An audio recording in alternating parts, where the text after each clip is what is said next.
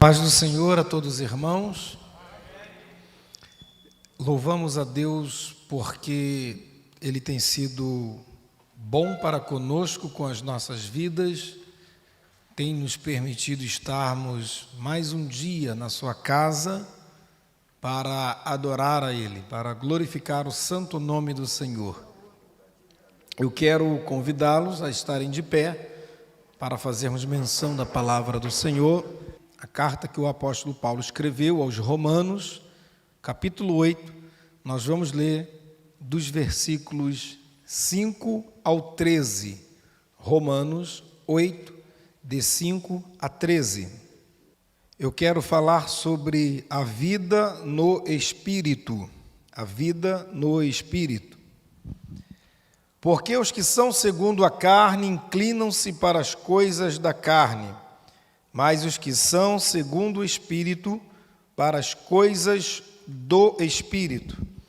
Porque a inclinação da carne é morte, mas a inclinação do Espírito é vida e paz.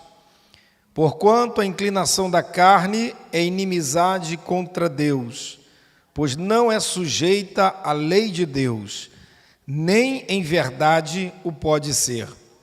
Portanto, os que estão na carne não podem agradar a Deus.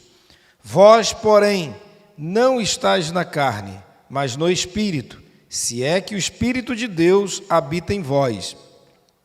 Mas se alguém não tem o Espírito de Cristo, esse tal não é dele. E se Cristo está em vós, o corpo, na verdade, está morto por causa do pecado, mas o Espírito vive por causa da justiça.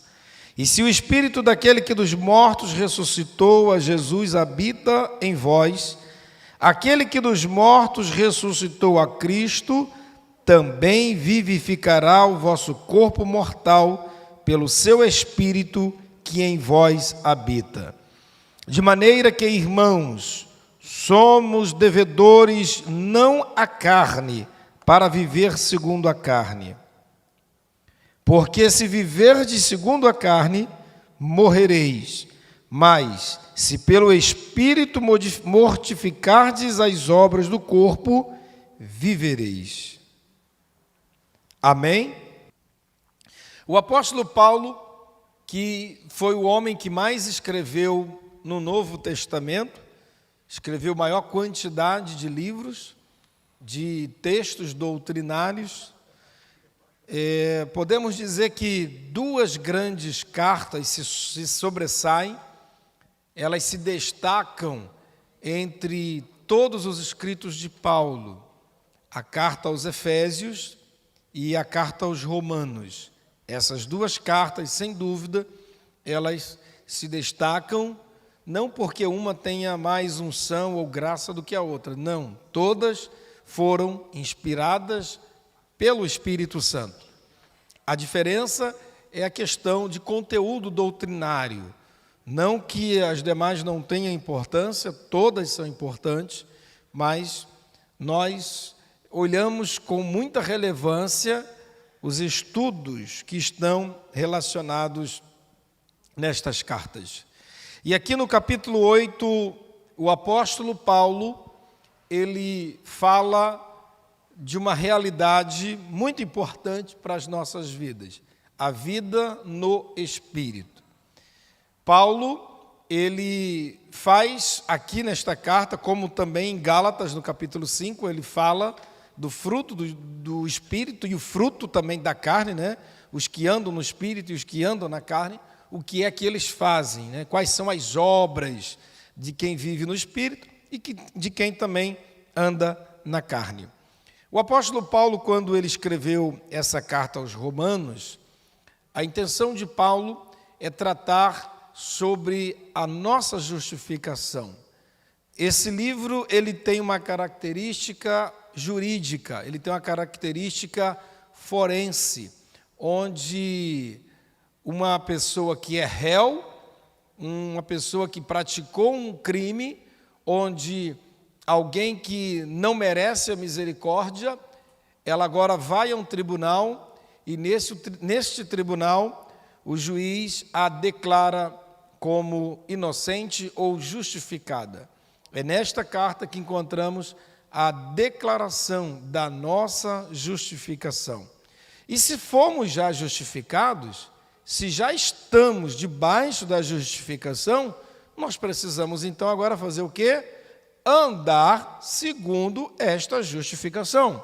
Ora, se eu declaro que fui justificado, que eu tenho uma nova vida, que eu agora não vivo mais para o pecado, então a minha vida tem que ser de acordo com a nova vida que a palavra diz. Não tem como alguém dizer que vive uma nova vida em Cristo, mas que não agrada a Cristo. E aqui no capítulo 8, o apóstolo Paulo, nesses versículos que nós lemos de 5 a 13, se destaca esse assunto que é a vida no Espírito. Só neste capítulo, por exemplo, Paulo cita o Espírito Santo pelo menos 19 vezes, a vida no Espírito.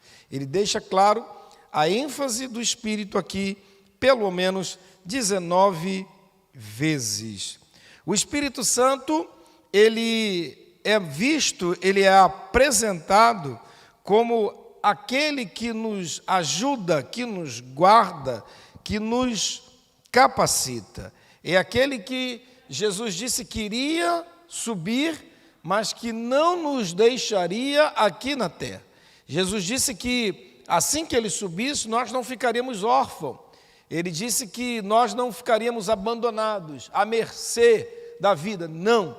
Ele disse que ele iria subir, mas ele iria mandar outro Consolador, que estaria conosco todos os dias, para nos guiar, para nos ensinar, para trabalhar em nós.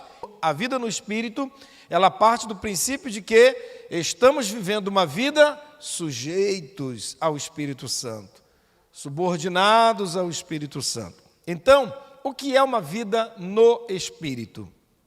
Vida no Espírito é uma vida dependente do Espírito, é uma vida subordinada ao Espírito, é uma vida que não vive mais para si, mas vive para agradar a Deus. É uma vida que depende de Deus, é uma vida que se sujeita à vontade de Deus. Logo, vida no Espírito é uma vida de submissão.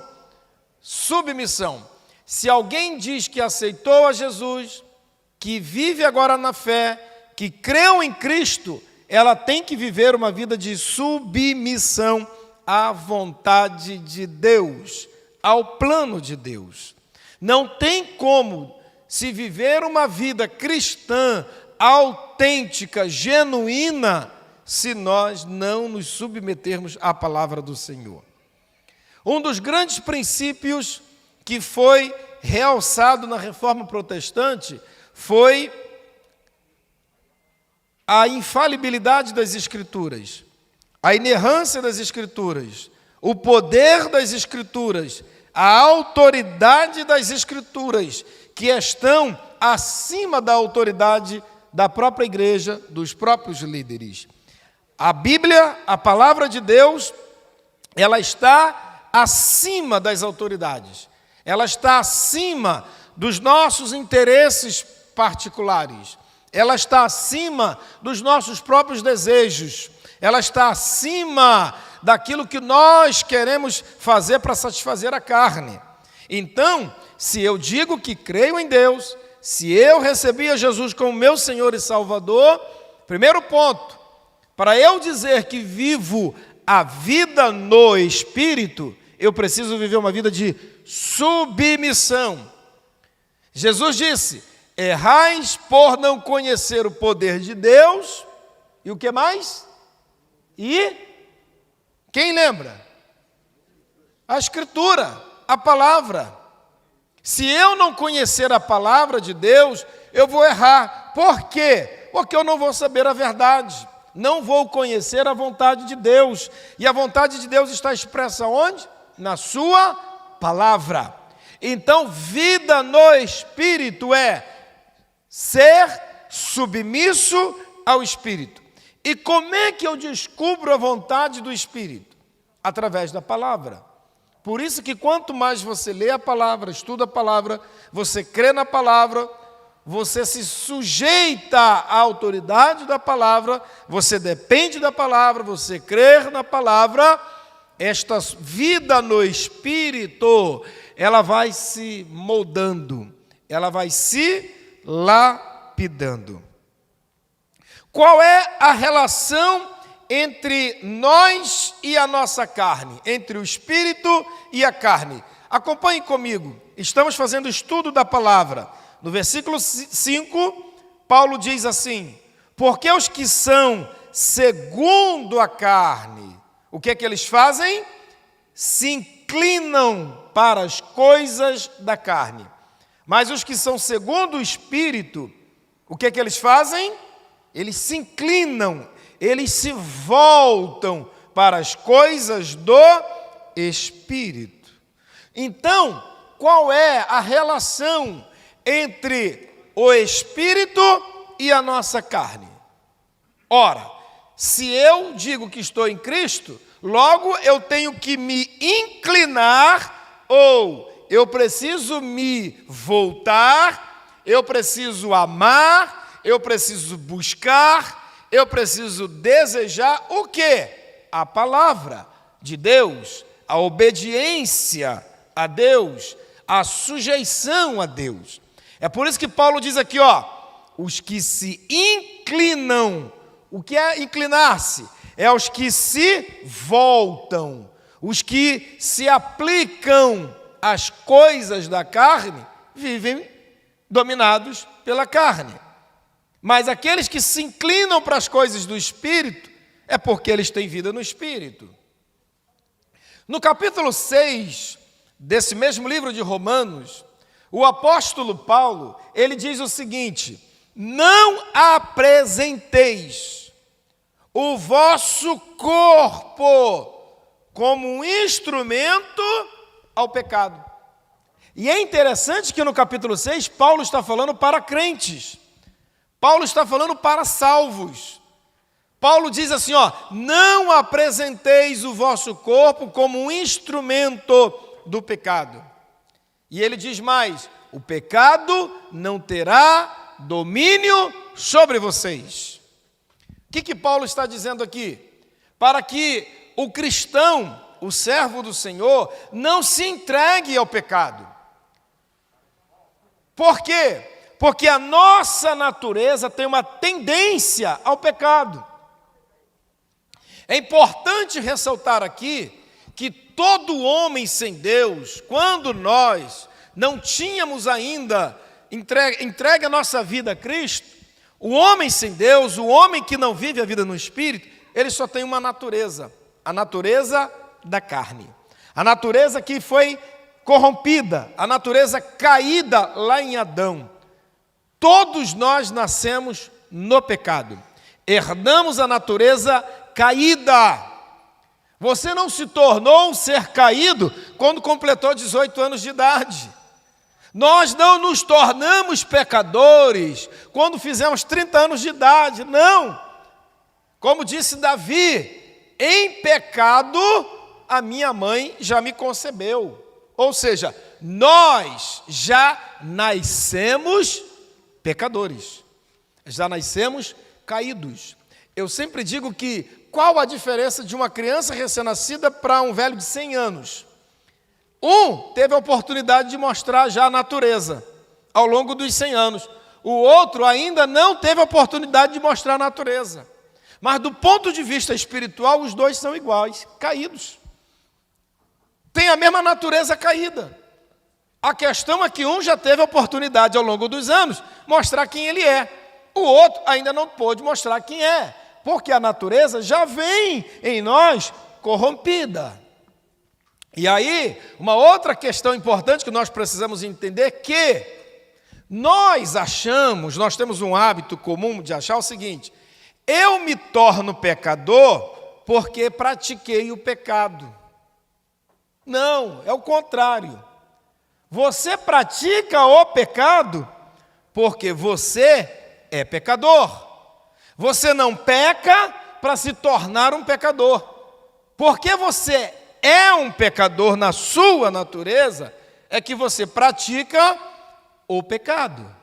Então, todas as vezes que nós pecamos, nós estamos colocando para fora o quê? A nossa natureza caída. Então, todo homem, ele tem uma natureza caída, ele nasce com a natureza caída. Mas quando nós aceitamos a Cristo, quando recebemos a Jesus como Salvador, o que acontece? Essa natureza é tirada de nós? Não. Aí que é a grande questão. Você recebe uma nova natureza, a natureza é em Cristo, mas a velha continua lá em você. Então, o homem sem Deus tem quantas naturezas? Uma. O homem que tem Cristo tem quantas naturezas? Duas. Você continua com a velha natureza e você recebe a nova natureza, que é a vida em Cristo. É por isso que a vida cristã é uma luta diária, constante. Por quê? Porque você vai lutar todos os dias para vencer a velha natureza. Qual a natureza que você alimenta? Essa vai te dominar. Se você alimentar a natureza caída, ela vai se sobrepor. Se você alimentar a natureza espiritual, é ela que vai sobrepor, é ela que vai dominar a natureza que nós alimentamos. Então, o fato de sermos cristãos, o fato de termos aceitado a Jesus, não anulou a nossa natureza caída. Por que Paulo fala da doutrina da justificação? O que é a doutrina da justificação? A doutrina da justificação, Paulo usa toda uma linguagem jurídica. Por quê? Porque é uma declaração que Deus faz de nós. Qual a declaração? De que mesmo ainda sendo pecadores, Deus olha para nós e vê o quê? A justiça de Cristo atribuída a nós. Não que você já o haja alcançado. Ainda somos pecadores, ainda temos uma natureza caída, mas quando Deus olha para nós, Ele vai ver a natureza de Cristo em nós. É por isso que Deus olha e diz assim, não, Ele tem ainda uma natureza caída, porque Ele ainda está ligado a este corpo. Mas quando eu olho para Ele, eu vejo a justiça do meu Filho Jesus aplicada a Ele. Por isso que Deus tem misericórdia de nós. É por isso que Ele nos ama. É por isso que Ele nos usa. Porque Deus nos amou não foi a partir do dia que você aceitou Jesus. Deus não começou a te amar no dia que você começou a falar bem do nome dEle. Não, sabe quando Deus começou a nos amar? Quando nós ainda éramos pecadores. Quando você ainda nem tinha aceitado Jesus. Talvez quando você estava fazendo uma coisa tão abominável aos olhos dele, ele já estava te amando lá. Porque ele começou a nos amar quando nós ainda éramos pecadores. Então, Paulo diz que Deus nos declara justificados. Agora nós precisamos então fazer o quê? Andar segundo esta nova vida. É por isso que Paulo abre o capítulo dizendo o seguinte: portanto, agora nenhuma condenação há para quem está em Cristo Jesus, porque eles não andam mais segundo a lei do pecado, a lei da morte. Eles andam numa nova vida. Mas isso não significa dizer que você não tenha mais a natureza caída. Quantos estão entendendo isso? Amém? Então, é por isso que Paulo fala sobre uma vida submissa ao Espírito. Porque seria muito fácil, irmãos, se quando a gente aceitasse a Jesus, Deus anulasse a vida carnal, a natureza caída, você tivesse a natureza espiritual, era no automático. Você serviria a Deus no automático. Você serviria a Deus independente da sua vontade. Naturalmente você faria tudo para agradar a Deus. Mas não é assim. É uma questão de decisão. É uma questão de você olhar e decidir: eu amo a Deus, eu quero obedecê-lo, eu vou fazer de tudo para obedecê-lo. É por isso que a gente paga um preço na vida cristã. O preço da renúncia do pecado, o preço de você se santificar, o preço de você dizer não ao pecado e dizer sim para Cristo. Então, vida no Espírito é vida de submissão. Eu tenho que me submeter à vontade de Deus. Quando Deus chamou o seu povo Israel e tirou eles lá do Egito e levou eles pelo deserto, Deus revelou a sua palavra, revelou a sua vontade para eles. Mas eles sempre se mostraram um povo rebelde, um povo de dura cerviz. O que era isso?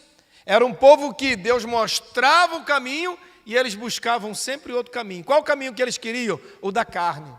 Por quê? Porque o caminho da carne é o caminho mais fácil. O caminho da carne é o caminho da porta larga. É o caminho que a gente vai fazer as coisas sem medir consequências. O caminho da carne é o caminho que satisfaz os prazeres. Por que que quando alguém peca, ele está satisfazendo o quê? A natureza da carne. Por que que muitas das vezes o pecado não dói? Por que que muitas vezes o pecado, pelo menos no momento, né? Naquele momento ali, o pecado para alguns é bom. Por que que o pecado em dado momento, ele não faz o camarada perder o sono? Por que que para muitos o pecado não deixa ele uma noite sem dormir? Ele dorme tranquilo, vive uma vida tranquila. Porque o pecado satisfaz a carne. Você está entendendo? Porque ele satisfaz a carne. Mas ao mesmo tempo que ele satisfaz a carne, ele está se opondo ao Espírito. E quando você então obedece ao Espírito, esta carne está sendo aniquilada. Esta vontade da carne. Amém? Então, vida no Espírito é uma vida de submissão. É uma vida de dependência de Deus. O que é se submeter? É depender. É reconhecer a nossa incapacidade. É reconhecer a nossa limitação. Eu sempre digo que não existe na vida cristã super-homem e mulher maravilha. E o grande problema é quando alguns de nós começam a achar que ele já é perfeito. Achar que ele está acima de tudo e de todos. Queridos, preste atenção numa coisa. Este livro que você prega, ele é perfeito. A palavra que anunciamos, ela é perfeita. Mas o que fala não é.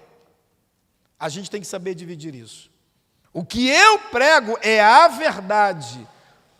Eu estou lutando por ela, para andar nela, para vivê-la. Mas eu não sou a verdade. Mas tem gente que confunde isso, né? Porque ele prega a verdade, parece que ele é a verdade. A verdade é Jesus, não é? Eu estou pregando a palavra. Paulo disse, eu luto, eu me esforço para que aquilo que eu prego, que eu ensino, eu não seja reprovado. O que é isso? Vida no Espírito. Porque Paulo sabia que existe um eu dentro dele. Se você ler o capítulo 7 de Romanos, no capítulo 7, muitos teólogos denominam alguns versículos lá como o eu de Romanos 7. O que é o eu de Romanos 7? É Paulo dizer assim, ora, um dia, eu vou parafrasear para vocês. É Paulo, por exemplo, dizer assim, eu parei um dia, cheguei em casa, refleti e pensei assim, eu a partir de hoje não penso mais tal coisa. A partir de hoje eu vou fazer isso que vai agradar a Deus. A partir de hoje eu não peco mais. Eu vou agradar a Deus. Amanhã eu só faço coisa certa. Um exemplo, aí virou o relógio, meia-noite. Deu outro dia, aí Paulo diz assim, chegou outro dia à noite, meu Deus, tudo que eu falei que eu ia fazer, eu não fiz. Tudo que eu odiava, que eu disse que eu não faria, foi o que eu fiz. Eu desejo uma coisa e minha carne está me chamando para outra. O que é isso? É a vida da natureza carnal. É o que Paulo fala. Aí ele diz assim: ó, miserável homem que eu sou. O que ele quer dizer com isso? Porque há uma natureza em nós caída, irmãos. Há uma natureza humana dentro de nós. Por que a gente tem que lutar pela vida no Espírito? Porque há uma natureza caída. Essa natureza caída só vai sair de nós quando alcançarmos a redenção desse corpo. Então é por isso que nós temos que ter cuidado.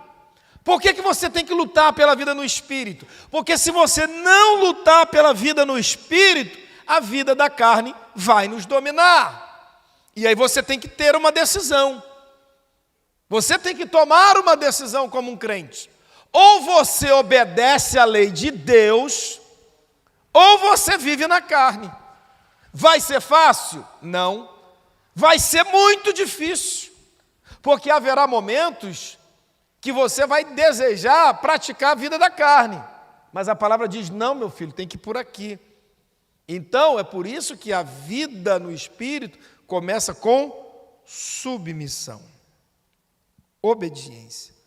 Segundo, estar no Espírito. O que é estar no Espírito? É depender do Espírito. O Espírito Santo, ele trabalha em nós, não como alguém que domina a mente da pessoa e faz ela ficar inconsciente, e vai pegar ela pela mão e vai fazer as coisas. O Espírito Santo não vai fazer isso com a gente, irmãos. O Espírito Santo, ele nos orienta, nos ensina. Se você quiser aprender, né? Ele vai respeitar isso também. Se você quiser ser um analfabeto espiritual, você vai ser. Ele não vai te ensinar nada. Mas se você quiser aprender, ele vai te ensinar. Mas a decisão é nossa. Estar no Espírito é depender do Espírito. Vou te dar um exemplo prático. Quantas vezes nós erramos? Eu vejo isso muito, isso tem acontecido muito conosco na igreja. Se você pegar os irmãos que vêm à igreja contando seus problemas, se você ouvir o histórico dela, como é que ela começou com aquele problema, se você fizer uma anamnésia, que é ir lá atrás, e fizer uma análise por que ela está passando por aquilo, você vai concluir o seguinte: não ouviu a voz de Deus, não buscou a direção de Deus, faz as coisas sem perguntar a Deus, sem depender de Deus, sem submeter aquilo à vontade de Deus, à palavra de Deus. Aí sabe o que acontece? Dá errado. Quando dá errado, o que é que a gente faz? Grita na igreja, corre para a igreja. Agora, se a gente tivesse buscado a Deus antes, planejado antes, orado antes, se a gente tivesse dependendo do Espírito antes, irmãos, muitos dos erros que nós estamos metidos, não estaríamos metidos nele. Se nós vivêssemos uma vida submissa à voz de Deus, se nós aprendêssemos a ouvir mais a voz de Deus e a depender dele, nós não teríamos tanto casamento errado dentro da igreja. Nós não teríamos tanto jugo desigual. Não teríamos tanto crente fazendo negócio para depois dar tudo errado e ele se prejudicar. Não entraríamos nas furadas da vida que a gente entra. Sabe por quê? Porque a gente não submete as coisas ao Espírito. Nós fazemos as coisas por nós mesmos. Nós temos um hábito de achar que vida no Espírito ou vida cristã é só eu vir para a igreja e buscar dom. Ser cheio do Espírito Santo é só buscar dom. Dom para pregar, dom para cantar, dom para orar, dom para exercer um ministério espiritual. E a gente não vive muitas das vezes uma vida no Espírito para tomar uma decisão pessoal. Não é que o Espírito Santo vai dizer para você se você vai casar com A ou B ou C. Não sei se ele vai fazer isso. Não é isso que eu estou dizendo que ele vai te orientar, ele vai te dar direções na sua vida, ele vai nos capacitar, vai abrir o nosso entendimento, ele vai fazer você ver se o que você está fazendo está agradando a Deus ou não. Por que a maioria das nossas orações, irmãos, eu falo isso com muito amor, mas com respeito, querido. Eu sou pastor há muitos anos e a gente vê isso. Por que muitos irmãos não têm orações respondidas? Por que muitas das nossas orações não são respondidas? Sabe por quê? Porque elas estão desalinhadas com a vontade de Deus. Quando a minha oração não está de acordo com a vontade de Deus, Deus não vai me ouvir. Sabe por quê? Eu posso estar orando na contramão de Deus. Eu posso estar, de repente, pedindo algo a Ele que se contradiz com a sua palavra. Se eu orar em contradição com a palavra, Deus vai ficar com quem? Comigo ou com a palavra dele? Hein? Deus vai trair a sua própria palavra? Não. E por que muitas das vezes as nossas orações não são ouvidas? Porque elas não estão alinhadas à palavra. Agora, se eu tenho uma vida submissa, sabe o que vai acontecer? Quando eu orar, a minha oração estará alinhada com a palavra. Então, irmãos, nós muitas das vezes só procuramos o Espírito Santo para desatar os nós que nós mesmos fazemos. Entramos em furadas, entramos em rascadas, fazemos negócio errado, fazemos negócio com os infiéis. Muitos entram num laço com os 2 pés e mãos.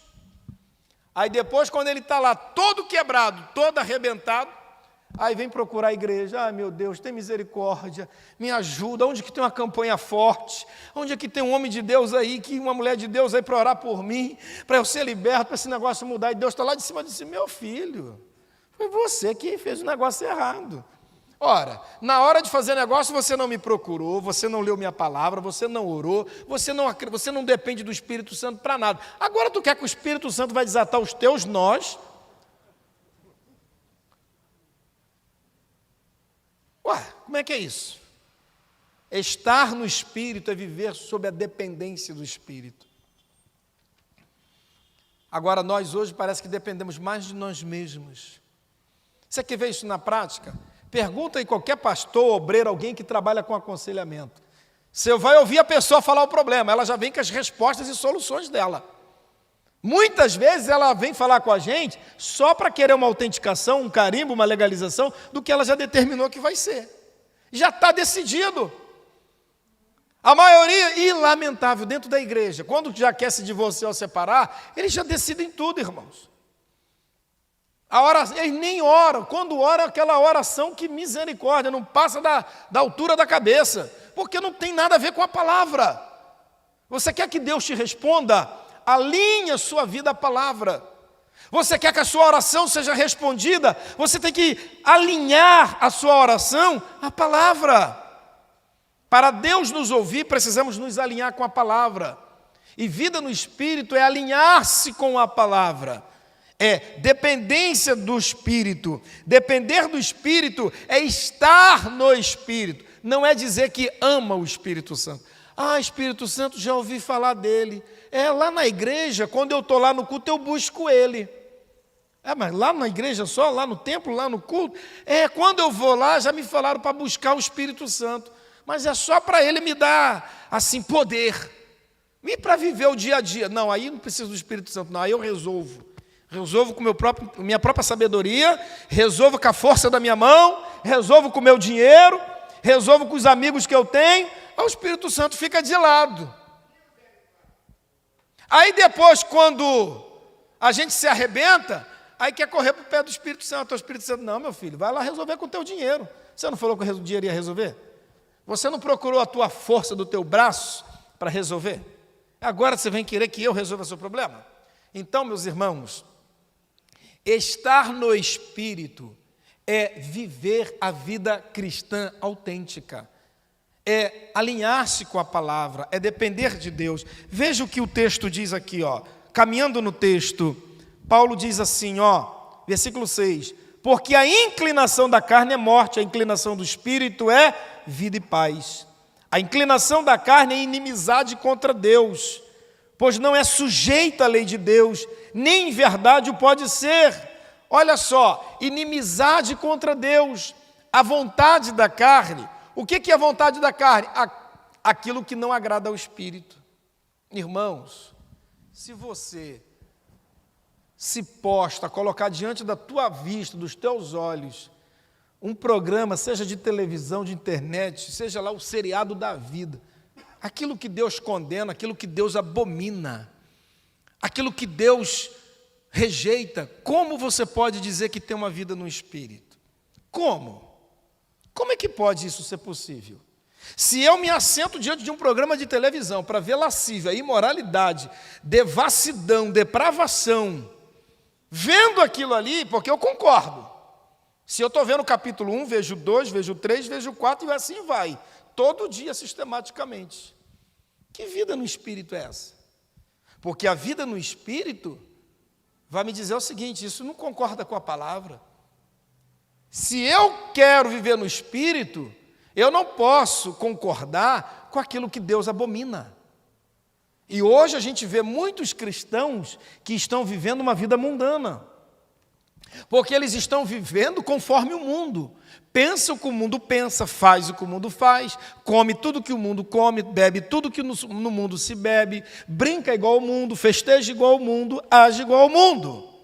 E a palavra fica onde? Sabe o que Paulo diz? Que a inclinação da carne se opõe a Deus. Então, como é que eu posso fazer algo que alimenta a carne e querer a bênção de Deus? Seria mais ou menos uma comparação. Vou ali no mercado, na barraca, qualquer lugar, compro uma garrafa de cachaça e vou apresentar ao Senhor. O Senhor abençoa aqui essa cachaça, que eu vou tomar ela, né? Que o Senhor me abençoe nessa tomada da cachaça. Aí Deus vai olhar assim, meu filho, como é que é isso? Como é que eu vou te abençoar num negócio que se contradiz? Como é que pode isso? Hein? Então é isso que Paulo está dizendo. A inclinação da carne é inimizade contra Deus. Então tudo aquilo que eu faço, que eu penso, que eu desejo, que eu intento, que eu concordo. Eu concordo com a corrupção. Eu concordo com o roubo. Eu concordo com a violência. Eu concordo com o crime. Deus concorda com isso? Não. Então como é que Deus vai abençoar? Porque isso se opõe à palavra. É o que Paulo diz. A inclinação da carne se opõe a Deus. E aquilo que agrada a Deus se opõe à carne. Por que o mundo nos odeia? Jesus disse. O que faz o mundo nos odiar? É porque nós amamos a Deus, nós obedecemos a Ele, nós servimos a Ele, nós cumprimos a palavra dEle. Jesus disse, o mundo vos odeia é por causa de mim. Porque Jesus veio fazer o quê? Trazer a luz, trazer a verdade. Jesus veio fazer o quê? Libertar os cativos, libertar quem está oprimido, anunciar o ano do Senhor, anunciar o reino de Deus, trazer o governo de Deus, a vontade de Deus. Não é isso que Jesus veio fazer? Então, por que o mundo odeia a nós, a igreja? Porque nós procuramos fazer o que Jesus fez. Nós seguimos os passos dele, nós obedecemos a sua palavra. Então, o que caracteriza uma vida no Espírito? A submissão e estar no Espírito. Estar no Espírito é uma dependência do Espírito. E aí, meus irmãos, isso significa dizer que quanto mais você pedir a Deus e tiver sensibilidade à voz do Senhor, Ele nos orienta. Deus pode nos orientar, irmãos, até em pequenos negócios, numa pequena decisão de uma coisa simples. De repente você está fechando um negócio com alguém e o camarada se apresenta para você como seu amigo, está te ajudando, vai ser bom para você. Mas aí você tem uma vida no Espírito e você está alinhado com a verdade.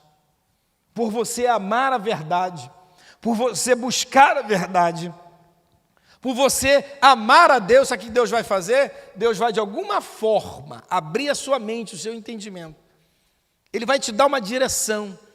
Ele vai te fazer entender ou sentir, sonhar, seja lá o que for. Mas Deus vai te dar uma direção, vai dizer, meu filho, não vá por esse caminho.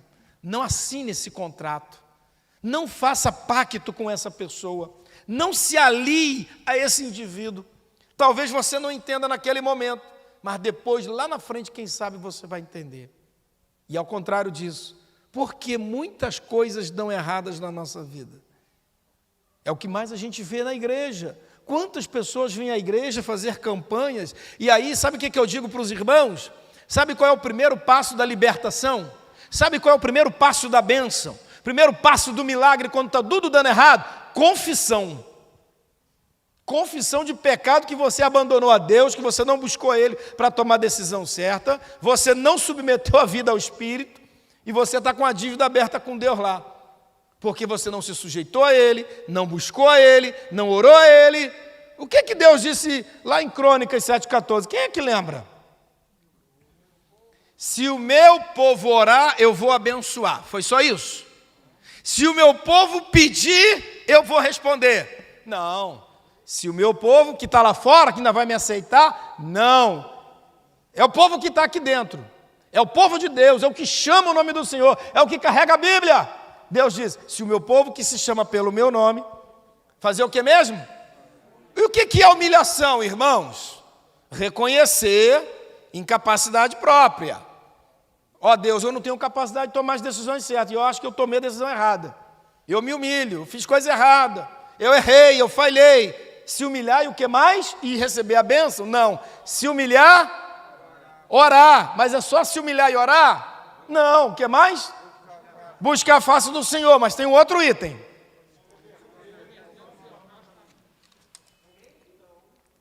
Ainda estão, peraí. Então quer dizer que é humilhar, orar, buscar a face do Senhor. Mas tem um quarto elemento. Não adianta, você pode inverter a ordem, não importa. Vai ter que ter os quatro. Qual é o outro? Se converter. E o que é se converter dos seus maus caminhos? Reconhecer que aonde eu estava indo era o caminho errado. E o que é isso? É dizer assim, Espírito Santo, lá atrás, o Senhor disse que era para eu ter ido para a direita, e eu entrei na esquerda. O Senhor mandou eu ir para a esquerda, eu fui para a direita. O Senhor mandou eu ir para frente, eu fui para trás. O Senhor mandou eu parar, eu continuei. O Senhor mandou eu continuar, eu parei. Irmãos, enquanto nós não reconhecermos isso, muitas coisas na nossa vida vão ficar paradas. Sabe por quê? Eu volto a repetir, Deus não se contradiz com sua palavra. Se você errou lá atrás, se você pulou esta etapa, se você não obedeceu ao Espírito Santo em algo lá atrás, mas pastor, eu não posso agora mandar isso embora. Pelo menos eu posso me arrepender, né? Do que eu fiz de errado. Pelo menos eu vou me arrepender e buscar, né? Como diz Lamentações, põe a tua boca no pó, talvez, quem sabe, né? Aí você vai ter que apelar para a misericórdia. Senhor, lembra de que as tuas misericórdias são muitas. Oh, Jesus, eu errei. Espírito Santo, me perdoa, Espírito Santo. O Senhor botou um alto-falante tão grande, um som tão grande na minha frente para eu ouvir, e eu me fiz de surdo. Eu não te ouvi. O Senhor mandou ir para um lado, eu fui para o outro. Irmãos, se a gente parar para meditar o quanto isso é sério, o quanto isso é sério. Quantas vezes Deus diz algo para a gente e a gente não obedece. Quando você não obedece à voz de Deus, quando você não ouve o que Deus está falando com você, seja pela palavra aqui, usando alguém numa pregação, no ensino, no hino, se Deus está falando, não lhe desobedeça, porque a gente vai pagar caro. E se a gente não se converter, sabe o que é se converter? Voltar atrás daquele caminho errado. É reconhecer que eu fiz o que era errado. Então esse é o grande passo para mudar. O que caracteriza a vida cristã é uma vida de submissão no Espírito. Porque não adianta eu dizer assim, ó, eu aceitei Jesus, já estou salvo. Eu aceitei Jesus, já está tudo certo, não preciso mais nada. Qual é a grande prova de eu realmente ter aceitado Jesus? Eu ter o Espírito. Por quê? Porque o Espírito é o penhor, é a garantia. Porque a missão do Espírito Santo aqui na terra é glorificar a Cristo. O que o Espírito Santo faz aqui na terra é preparar a igreja, é trabalhar em nós, para que possamos fazer o quê? Agradar a Deus, fazer a vontade dEle. Então a prova de que eu sou verdadeiramente salvo, a prova de que eu estou indo para o céu, que eu estou caminhando, fazendo a vontade de Deus, é uma vida submissa ao Espírito. É vida no Espírito. Mas tem crente que a vida dele não é no Espírito, é vida na carne. E bota a carne nisso.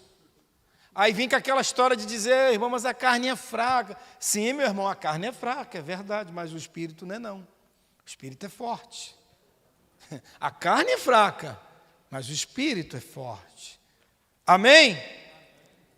Qual é o testemunho que o Espírito Santo dá?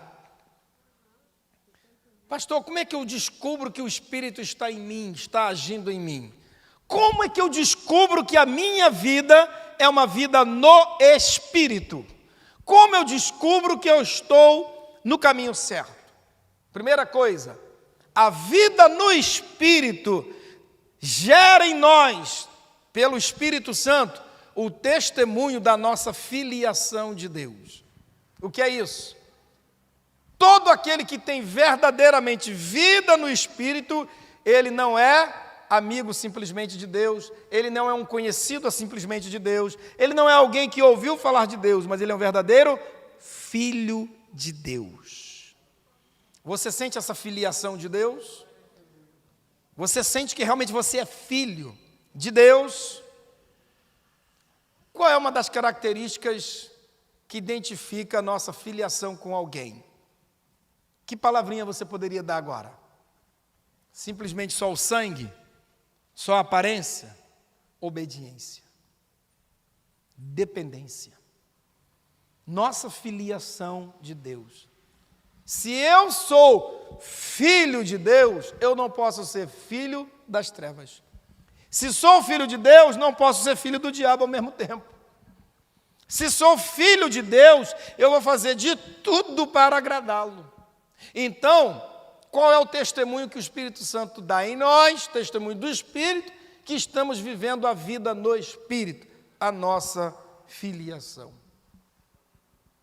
Irmãos, existem pessoas dentro da igreja que eles caminham conosco. Eles têm a mesma Bíblia que você tem, Ronaldo. Vêm no mesmo culto, usam a mesma roupa, mas não se sentem filhos. Porque o filho se assenta à mesa com o pai. Nós temos o exemplo do pródigo. Tem 2 pródigos naquela parábola. Um pródigo que saiu e outro pródigo dentro de casa. Tem alguns pródigos que vêm e vão embora, né? E tem outros que ficam dentro de casa, dentro da igreja, é pródigo. Como ele não se sente filho, ele está dentro da igreja, mas está comendo bolota lá fora. Tu conhece alguém que no seu trabalho, por exemplo, às vezes tem um almoço, ou na hora do almoço o cara sai do trabalho e vai lá numa lanchonete longe só para comer um salgadinho? Já viu gente assim? Tem gente assim dentro da casa de Deus. Ele abre mão da comida que Deus coloca aqui, da mesa que Deus abre aqui, e ele vai lá fora no mundo comer um salgadinho do pecado. Ele vai experimentar um salgadinho gorduroso do diabo para a vida dele. Ele não se sente filho, porque o filho, ele se sente à mesa.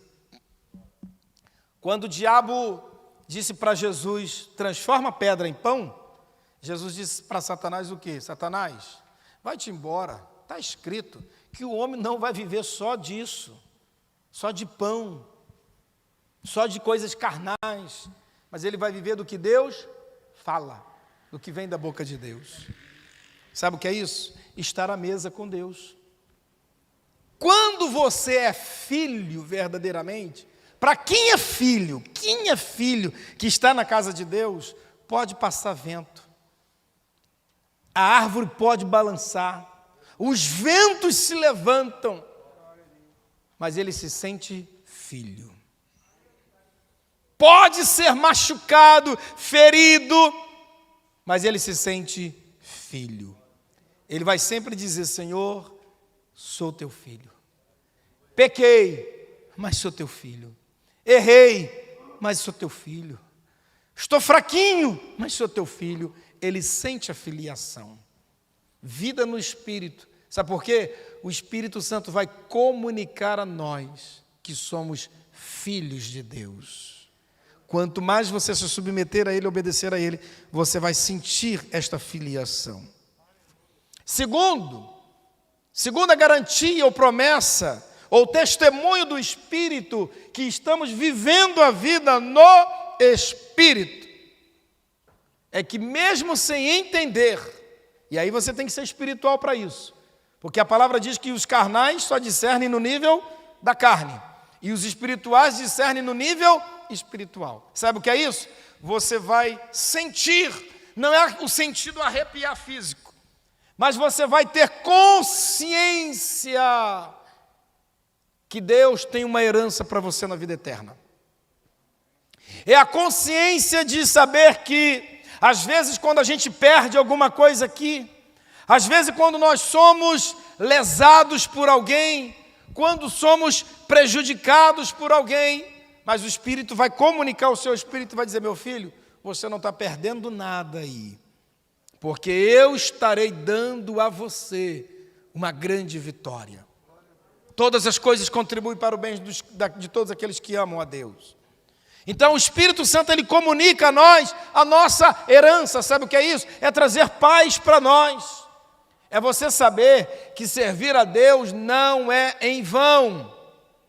Que pagar o preço que você paga pela vida cristã, a obediência, a renúncia, quando você é criticado, você é mal entendido, quando você é apedrejado, quando você é talvez levado até a justiça, como muitos dos nossos irmãos. E o que fazia com que aquela geração, com que aqueles cristãos se mantivessem de pé? O que? Irmãos, a herança, a esperança.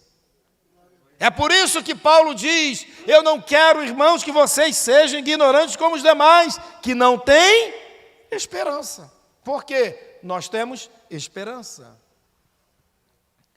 A vida no Espírito nos diz o seguinte: eu não terei tudo que meus olhos desejam nesta vida, mas se eu viver a vida no Espírito, eu terei tudo o que os olhos espirituais me permitirem ver, que nem sempre vai ser as coisas da carne. Então, vida no Espírito é sentir que, é apropriar-se de, é ter a certeza de que há uma herança garantida para nós. E se há uma herança para nós, você não precisa correr atrás de migalhas que o diabo oferece. Se eu sei que tem uma herança para mim na vida eterna, eu não preciso correr atrás de tesouros que vão ser destruídos pela corrupção. Eu não preciso ir atrás de ouro, de prata, de pedras preciosas dessa vida que vai se acabar aqui, porque é uma recompensa eterna para nós. No versículo 26 em diante deste capítulo 8, sabe o que é que Paulo vai dizer para nós? Acompanhe, se você puder. No versículo 26, Paulo diz assim: da mesma maneira também o Espírito, ele não diz a carne, mas ele diz o Espírito, ele faz o quê? Ajuda o quê? As nossas fraquezas, porque não sabemos o que havemos de pedir como convém, mas o mesmo Espírito intercede por nós com gemidos inexprimíveis.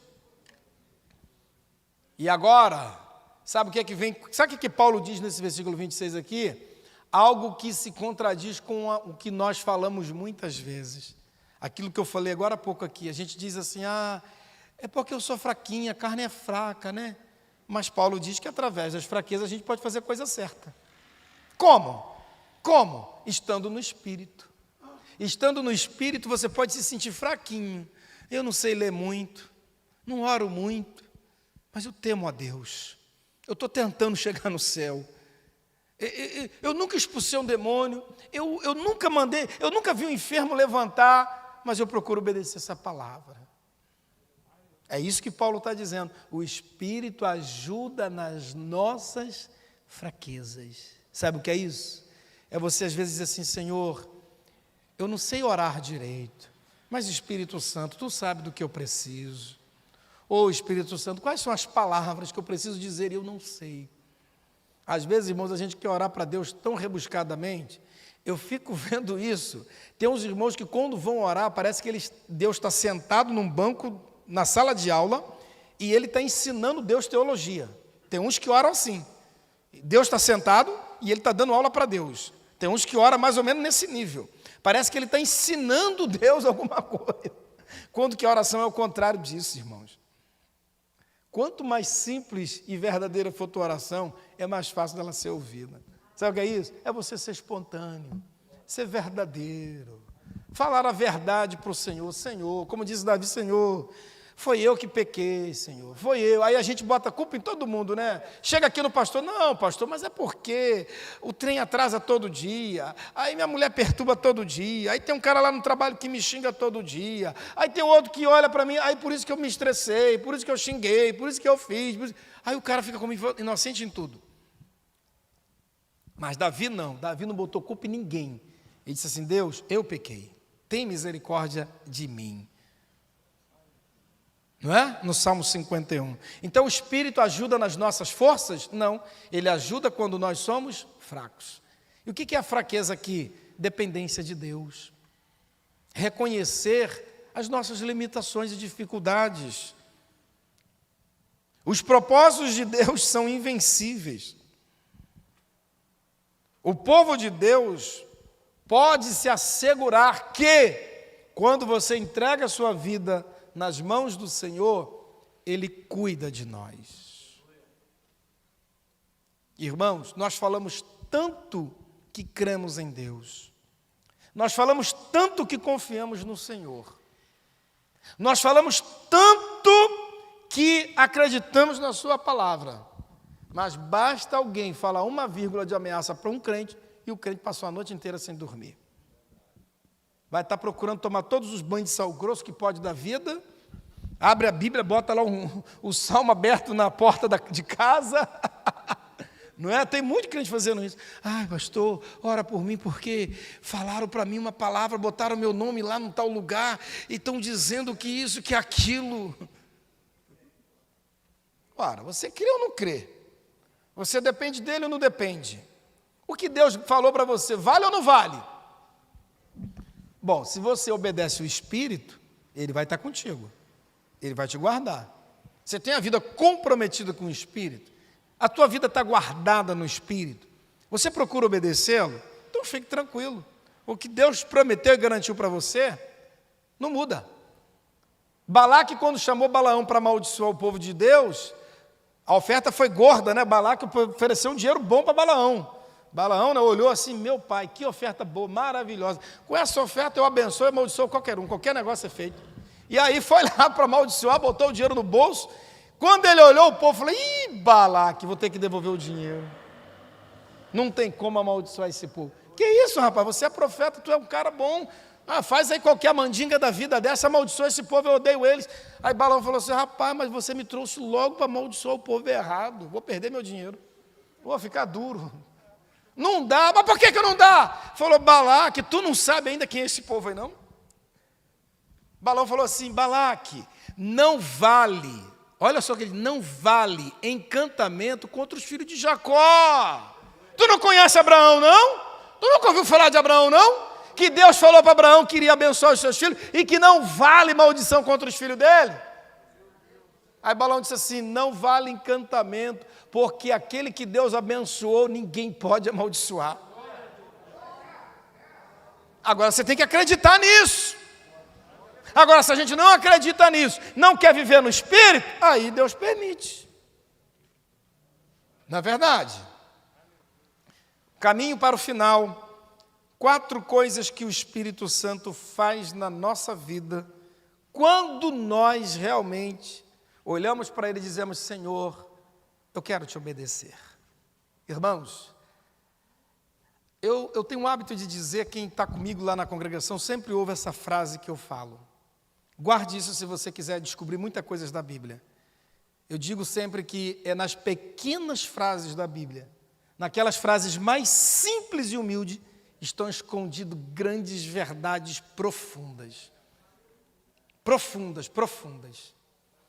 Você quer ver uma delas? Apóstolo Paulo. A gente fala que Paulo ia no caminho de Damasco e montado no cavalo ou empurrando, seja lá o que for, o cavalo devia ser bonito, formoso, lindo, não sei o quê. Paulo vestido, a gente se prende a isso, né? Aí uma hora, o que acontece com Paulo? Uma luz aparece, Paulo cai e fica cego. Que caiu do cavalo ou do jumento, seja do que for, caiu. Ficou cego. E qual é a coisa mais linda que acontece? Qual é a palavra-chave ali? Paulo diz assim, é interessante que a voz veio de cima. Paulo estava embaixo. E aí, Paulo caído no chão, já cego, disse assim, Senhor, olha só, o cara que era brabo, macho, mandava, fazia, acontecia. Um monte de carta lá já escrita para prender crente. Ele agora, humildezinho, ceguinho da vida, lá no chão, na poeira, diz assim, Senhor, o que queres que eu faça? O que queres que eu faça? Que é isso, irmãos? É humildade. É o camarada desmoronar e dizer assim, chega, meu diploma não vai resolver mais minha vida. Não são os meus amigos famosos, não é o dinheiro que eu tenho, não é o status que eu tenho. Senhor, eu me rendo a Ti. Eu me rendo a Ti. O que eu tenho que fazer? Ah, Jesus gosta disso, irmãos. Se é uma coisa que Jesus gosta, é de gente assim. Se é uma classe de gente que Deus gosta, é de gente que abre mão de tudo que ele é, do que ele tem, do que ele já fez, do que ele está fazendo. Quantos crentes devem terminar o dia dizendo assim, Senhor, Tu tem que me ouvir, Senhor. Eu hoje preguei, eu hoje jejuei, hoje eu orei, hoje eu fui na igreja, hoje eu dei dízimo, hoje eu dei oferta, hoje eu ajudei a igreja. Ô Senhor, Tu tens uma dívida comigo, né? Vamos pagar essa dívida aí. Tem gente que deve orar assim. Lembra daquele que entrou lá no templo, dois entrou, um do lado do outro, aí um diz assim, Senhor, eu jejuo, sou o cara, sou um homem que cumpro a lei, olha aqui um cara aqui, ó, que cumpre a lei, eu amo Moisés, eu devo ter até um quadro de Moisés lá na minha casa lá, ficar olhando para a cara de Moisés para cumprir a lei, ainda orou de olho em pé, virado para cima, olhando para cima, aí o outro, ó Deus, eu não tenho coragem nem de olhar para cima, porque, meu Deus, eu não tenho nem o que dizer o que eu fiz. É tanta coisa ruim que eu não tenho nem o que dizer. Tem misericórdia de mim. Aí Jesus disse que quem foi que saiu justificado? Quem foi? O que contou os seus méritos ou o que foi humilde? O que foi humilde, irmãos. O que reconheceu sua limitação. Se Paulo chegasse naquele momento e dissesse assim, Saulo, ô Senhor, quem é você que está falando comigo? Você sabe com quem você está falando? Você está falando com um homem que tem a carta aqui dos principais dos sacerdotes?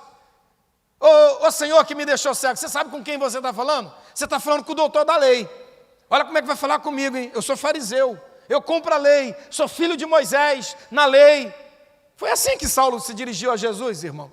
Jesus ia quebrar ele todinho, irmão, ia dar-lhe paulada, surra em Paulo.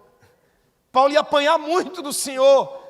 Ele ia sofrer muito se ele fizesse isso, mas ele não fez isso. O que ele fez? Senhor, o que queres que eu faça?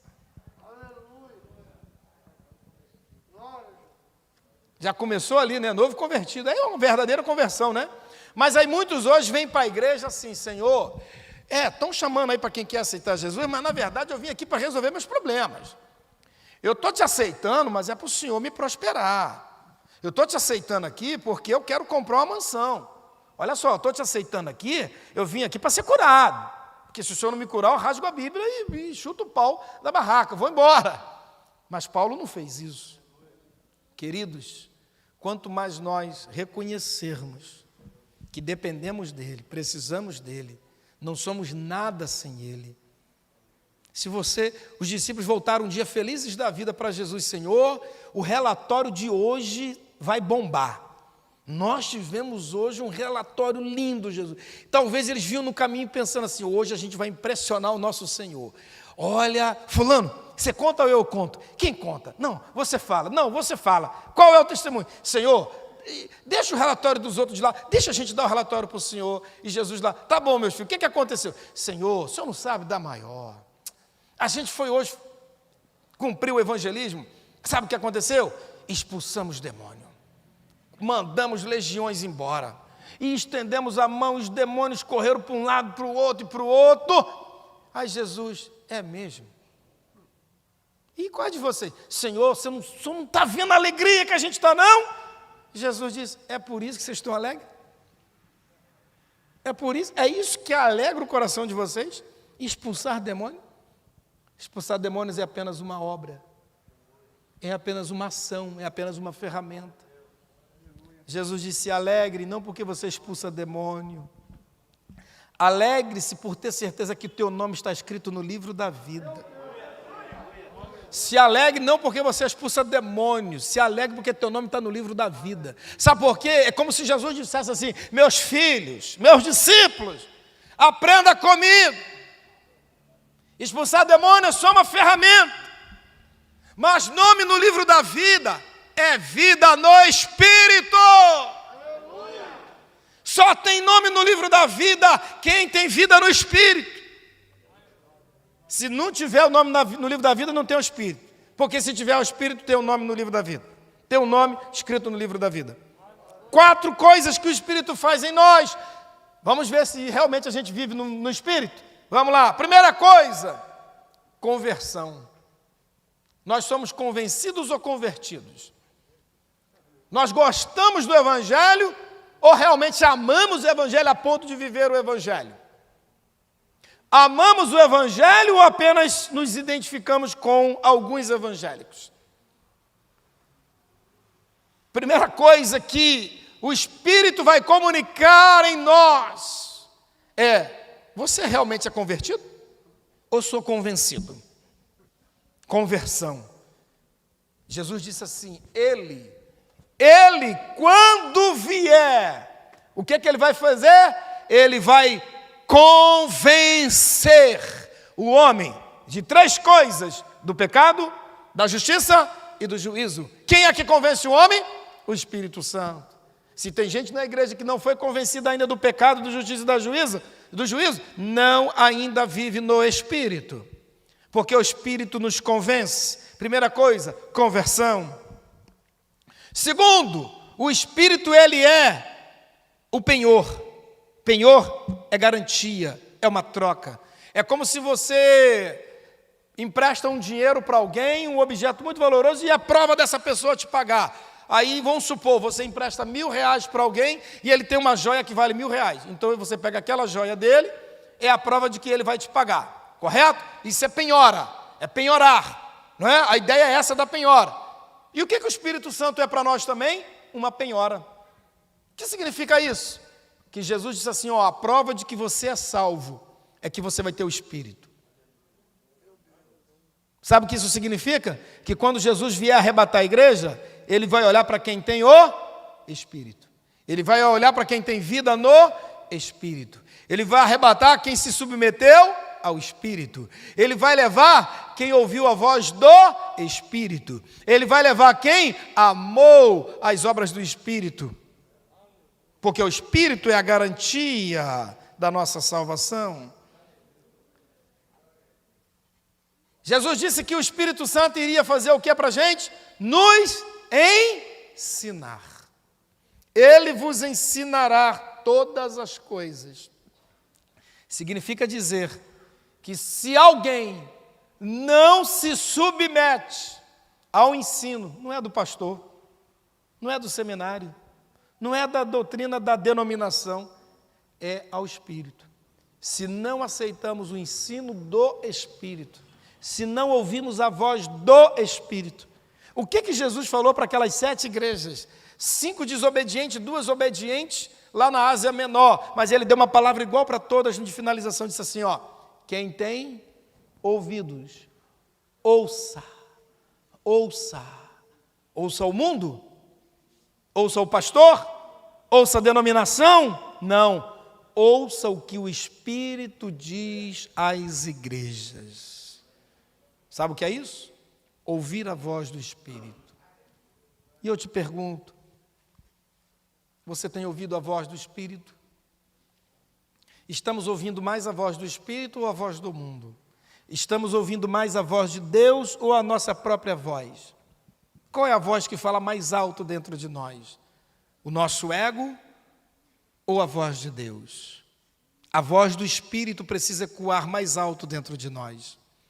Ele vos ensinará a coisas que o seminário não vai te ensinar, a coisas que nem a experiência pessoal vai nos ensinar, há coisas que somente o Espírito vai nos ensinar. Há coisas na nossa vida, há situações, há segredos, há áreas da nossa vida, há coisas que na própria palavra só o Espírito para comunicar aquilo a nós. Nós não podemos andar, aquilo que Paulo diz, não ficar como meninos. Quantos que são a vida cristã toda meninos? Quantas pessoas que 20 anos de convertido, tomando leite de recém-nascido. Quantas pessoas na igreja, 30 anos, e não saem do alfabeto cristão.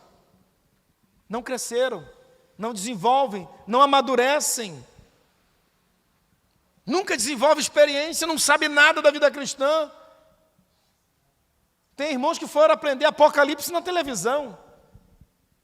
Estão aprendendo sobre a besta na televisão. Aonde está a Bíblia para esse povo? Onde é que essas pessoas estão? Não estão ouvindo a palavra, não ouvem a palavra? Ah, então se eu for para o inferno, a culpa é do pregador que me ensinou a vida toda errado? Não. Aqui a palavra. Irmãos, até se uma pessoa for analfabeta, mas se ela estiver servindo a Deus de verdade na igreja, ela pode não saber ler a letra física, mas o Espírito Santo vai gerar no coração dela a verdade. O Espírito Santo vai ensiná-la. Ela vai ouvir a palavra e se ela está com boa intenção, servindo a Deus verdadeiramente, o Espírito Santo vai dizer para ela, continue lá, saia de lá, vá para outro lugar. Mas a gente tem que querer amar a verdade, aprender a verdade. Última coisa, o que é que nós temos que nos identifica, que nos caracteriza, que demonstra que vivemos uma vida no Espírito? Frutos. Frutos, irmãos. Irmãos, não tem como ser um cristão autêntico se não frutificarmos. Não dá para ser cristão genuinamente sem fazer nada para o reino de Deus. Paulo disse em Gálatas 5, 22, que o fruto do Espírito é amor, alegria, paz, longanimidade, benignidade, mansidão, bondade, fé, temperança, que significa domínio próprio. Domínio próprio. E aí, para finalizar isso aqui que Paulo diz, em Gálatas 5, 22, contra estas coisas não há lei. Sabe o que é isso? Aquilo que o Espírito faz em nós, não haverá lei que te condene. Não, pastor, mas se eu defender isso que o Espírito Santo defende, os caras vão me pegar na lei lá fora, vão me botar na chave. Meu querido, sabe o que Jesus falou? O homem, no máximo, que pode fazer é prender teu corpo. Jesus disse, não tema quem fere a carne. Tema aquele que pode pegar uma alma e colocá-la dentro do inferno. A esse você tem que ter medo. Quem mata o corpo? Quem te dá 10, 20, 30 anos de cadeia, se você viver a verdade? Sabe o que Paulo está dizendo? Ele terminou dizendo em Gálatas, contra estas coisas não há lei. Sabe o que significa isso? Viver no Espírito não nos condenará. O que vai nos condenar é se não vivermos no Espírito. Se andarmos no Espírito, não teremos condenação. Se andarmos no Espírito, não seremos condenados. Se andarmos no Espírito, não seremos condenados. Mas se não andarmos no Espírito, se desobedecermos a palavra do Senhor, o que vai acontecer conosco? Seremos julgados, seremos condenados pelo Senhor. Então, se o mundo nos odeia, se o mundo nos condena, se o mundo quer nos prender, se o mundo nos ameaça, se o mundo nos rejeita, é só aqui nesta vida, querido. Mas você terá a recompensa da vida eterna. Eu quero terminar as minhas palavras dizendo: sujeite sua vida a Cristo, obedeça ao Senhor, ame a Cristo, procure levar uma vida submissa ao Espírito, aprenda a orar e dizer: Senhor, qual é a tua vontade? O que o Senhor tem para mim? O que eu até hoje não entendi na minha vida? O que falta eu entender para a tua obra se cumprir na minha vida? Senhor, por que eu dou tanta cabeçada? Por que eu faço tanta coisa errada? Por que eu estou na contramão do ministério, da vida, dos teus propósitos? E talvez o Senhor vai dizer: porque você, meu filho, não se sujeita ao Espírito. Você ouve todas as vozes, menos a voz do Espírito. Passe a ouvir mais a voz do Espírito. Passa a ter mais comunhão com Ele. Passa a depender mais do Espírito Santo. Dependendo do Espírito Santo, obedecendo a Ele, se sujeitando a Ele, fazendo a vontade dEle, sabe o que vai acontecer? Tudo vai dar certo. Porque quando a gente se alinha com a palavra, que Deus nos abençoe com esta palavra. Eu quero terminar orando com você sobre esta palavra e pedindo que você neste momento vai dizer isso para Deus: Senhor, me ajude